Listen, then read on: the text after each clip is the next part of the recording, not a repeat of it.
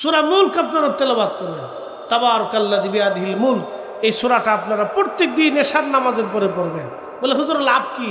কবরে কি আপনার সাথে কেউ যাবে? কথা কন না কেন? কবরে কি আপনার সাথে কেউ যাবে? যাবে না। কবরে আপনার সাথে কেউ যাবে না। তো কে যাবে? 1 নম্বরে ঈমান যাবে, 2 নম্বরে আমল যাবে। ঈমান আর আমল কবরে যাবে। দুনিয়ার সব মানুষ কবরে রেখে আপনাকে চলে আসছে, কেউ সাথে নেই। তা আপনি কবরে একা কি? তো এমন সময় জাহান্নামের ফেরেশতারা আপনার মাথার দিক দিয়ে ঢুকতে যাবে। সূরা মুলক দ্বারায় বলবে, ও ফেরেশতারা কোথায় যাও? কে এ বান্দা পাপিষ্ট, তারে আমরা আযাব দেওয়ার জন্য আসছি। সূরা মুলক ডাক দিয়ে বলবে, আমার এই রাত জেগে জেগে সে তেলাওয়াত করত, প্রত্যেক দিন এশার পরে আমার সে তেলাওয়াত করত। আমি যত সময় আছি তত সময় এই কবরে ঢুকতে পারবা না। একসাথে বলা যাবে সুবহানাল্লাহ। আল্লাহর নবী বললেন, ওই জাহান্নামের ফেরেশতারা পায়ের দিক থেকে ঘুরিয়া আবার আসবে বান্দারে আযাব দেওয়ার জন্যে। সূরা মুলকটা দৌড়াইয়া সূরা মুলকটা আবার পায়ের সামনে যা দাঁড়ায় থাকবে। ও ফেরেশতারা কোথায় যাও? বলে এই বান্দারে আযাব দেওয়ার জন্য যাচ্ছি। তখন সূরা মুলক ডাক দিয়ে বলবে, ফেরেশতারা রে, আমার এই বান্দা প্রত্যেক দিন রাত জেগে জেগে আমার তেলাওয়াত করত, অতএব শুনে নাও, আজকে আমি যত সময় আছি এই কবরে তোমরা ঢুকতে পারবা না। ফেরেশতারা ডাক দিয়ে বলবে, রব, এমন একজনের কবরে আপনি আমাদেরকে পাঠাইলেন, আপনার সূরা মুলকের জন্য কবরে ঢোকা দেয়। আল্লাহ ডাক দেবে, ফেরেশতারা রিটার্ন করে তোমরা চলে আসো। আমারে বান্দা প্রত্যেক দিন রাত জেগে এশার নামাজের পরে সূরা মুলক তেলাওয়াত করত, সূরা মুলক তাকে পাহারা দিচ্ছে, তোমরা ফিরে চলে আসো। আমি মালিক, আমি আল্লাহ তার জীবনের গুনাহ মাফ করে দিয়ে তার কবরের আযাব আমি আল্লাহ মাফ করে দিলাম।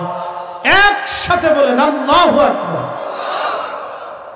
হালাল খাবারটা ইবাদত কবুলিয়তের প্রথম শর্ত। কোন খাবার? হালাল খাবার। হালাল খাবার না হইলে ইবাদত কবুলিয়তের যোগ্যতা রাখে না। হালাল খাবার, এই হালাল খাদ্য না হইলে ইবাদত কবুল হবে না। এই জন্য আগের যুগের মানুষ কৃষি ক্ষেত কামার করে খাইতো, মাঠে ঘাটে যাহা আসতো এটা দিয়ে রুটি রুজি চলতো, যার কারণে তাদের খাবারের ভিতরে কোনো ভেজাল ছিল না, পরিচ্ছন্ন খাবার ছিল। যতটুকুন ইবাদত করছে আল্লাহর কাছে কবুল হয়েছে। এখন আমরা ইবাদত করি, দোয়া করি, কিন্তু মঞ্জুর হয় না। বলে হুজুর দোয়া করি কবুল হয় না, কারণটা কি?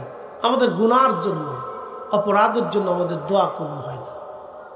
আমাদের অপরাধের জন্য দোয়া কবুল হয় না। একটা ঘটনা না বললেই নয়, দোয়া কেন কবুল হয় না?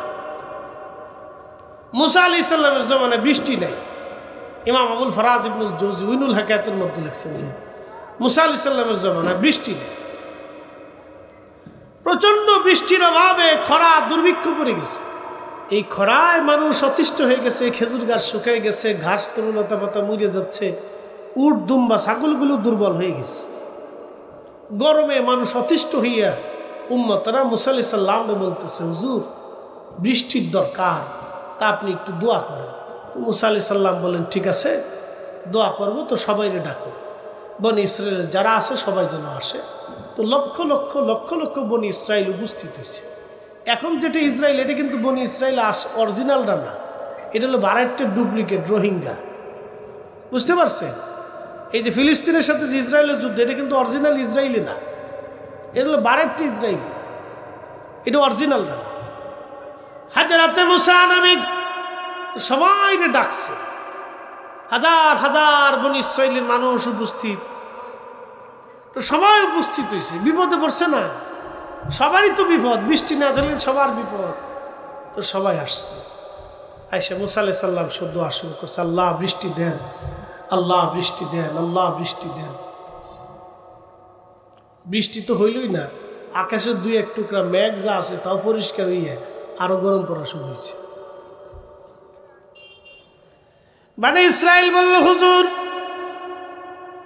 বৃষ্টি তো হলোই না, আরো প্রচন্ড মেঘ, আকাশ পরিষ্কার হইয়া একেবারে আরো গরম পড়া শুরু হয়ে গেল গো নবী, কি করব আমরা?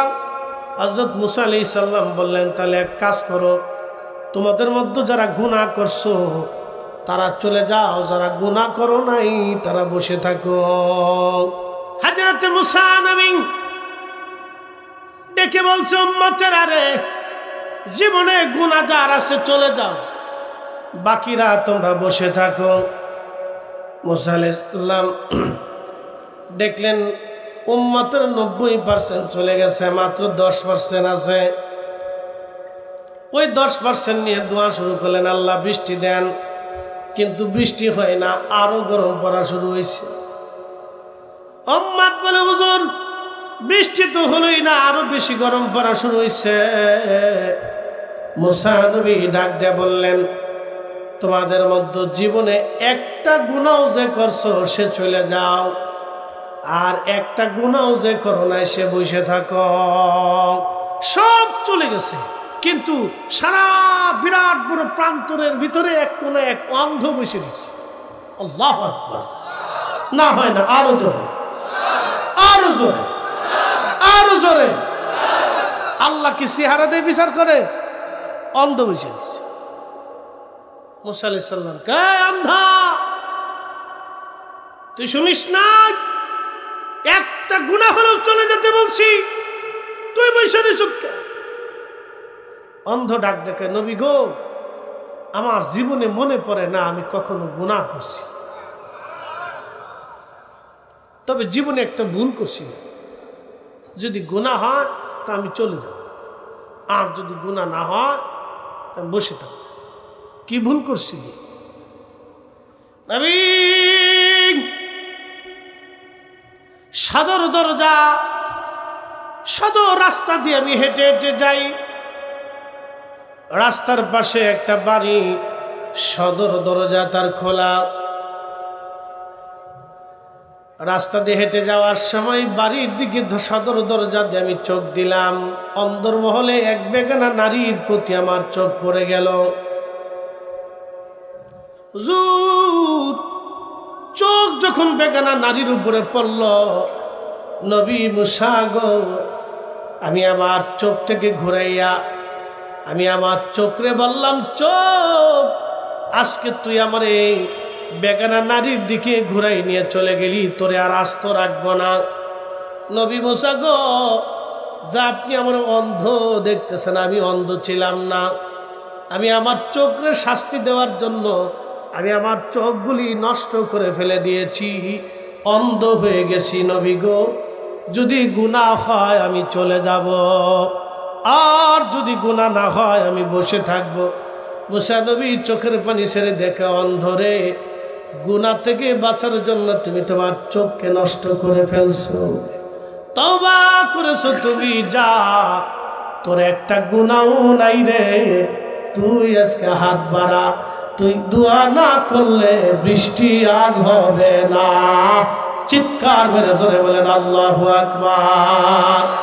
মুমিন তো তারাই, মুমিন তো তারাই আল্লাহর স্মরণ অন্তরে আসার সঙ্গে সঙ্গে আল্লাহর ভয়ে অন্তরটা থরথর করে কাঁপতে থাকে।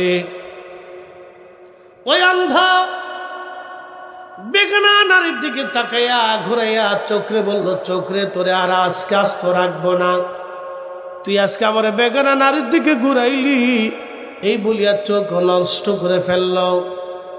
হযরত ইমাম আবুল ফরাজ জৌজি লিখতেছেন, অন্ধ হাত বাড়াইছে, হাত বাড়ানোর পরে আমার মালিক আল্লাহর আকাশে মেঘ জমে গেল, অঝোর দ্বারা বৃষ্টি পড়া শুরু হয়ে গেল।